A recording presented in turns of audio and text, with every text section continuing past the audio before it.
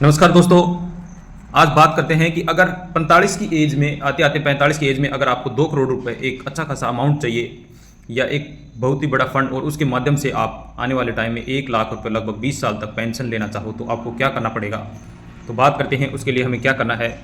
30 साल भी है तो भी ये आप आसानी से यहाँ पर हम मानते हैं कि 20,000 रुपये हमने मंथली इन्वेस्टमेंट कर दिया है 20 साल के लिए। 45 साल या 50 साल की एज में आप 2 करोड़ रुपए किस प्रकार से ले सकते हैं यहाँ पर 20 साल के लिए, और रिटर्न मानते हैं हम यहाँ पर 12% का।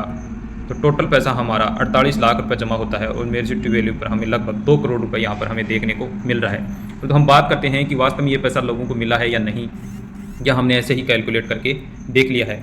तो आगे बात करते हैं।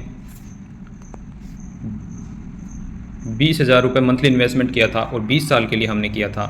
तो यहाँ पर क्वांट स्मॉल कैप फंड है जो 20 साल से चला रहा है और उसने 18% के रिटर्न के हिसाब से 3,92,00,000 रुपये यहाँ बना के दिया है। परंतु हम मात्र 2 करोड़ रुपए की बात करते हैं तो हम मान लेते हैं यहाँ 20 की बजाय 15 साल ही हम मानते हैं। तो किस किस फंड ने 2 करोड़ रुपए तक यहाँ पर बनाए हैं। तो अगर 15 साल भी 20,000 रुपये आप इन्वेस्टमेंट करते हैं यानी 45 साल हो जाती है आपकी 30 की एज तक। अगर 30 की एज में स्टार्ट करते हो आप और 45 साल तक तो आपका पैसा बनता यहाँ पर, अगर SBI बैंक में आपने इन्वेस्टमेंट किया होता तो 2,67,00,000 रुपये होता है और DSP में बनता आपका 2,30,00,000 रुपये बन जाता। सबसे ज़्यादा SBI वाले ने 24% के लगभग रिटर्न दिया है। फ्रैंकलिन में इन्वेस्टमेंट करते तो 2,24,00,000 बनते। क्वांट वाले ने 2,17,00,000 दिए हैं और कोटक ने 2,12,00,000 और HDFC ने भी लगभग 2 करोड़ रुपये के समथिंग पैसा यहाँ पर बनाया है। ये तो रही हमारी बात। अगर इस 2 करोड़ रुपए को हम पेंशन के रूप में किस प्रकार से ले सकते हैं और कितना फंड हमें और आगे फ्यूचर में मिल सकता है, तो आप देखते रहिए पूरा वीडियो। आगे बात करते हैं, अगर हमें यही पैसा पेंशन के रूप में लेते तो कितना फंड और हमारे पास बन सकता था, एक बार देख लेते हैं हम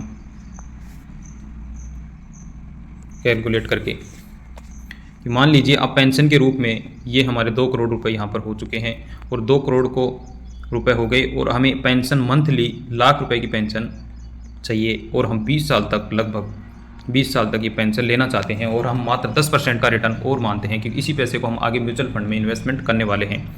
अगर 10% का रिटर्न भी मानते हैं तो आपका कितना पैसा और बना रहता है।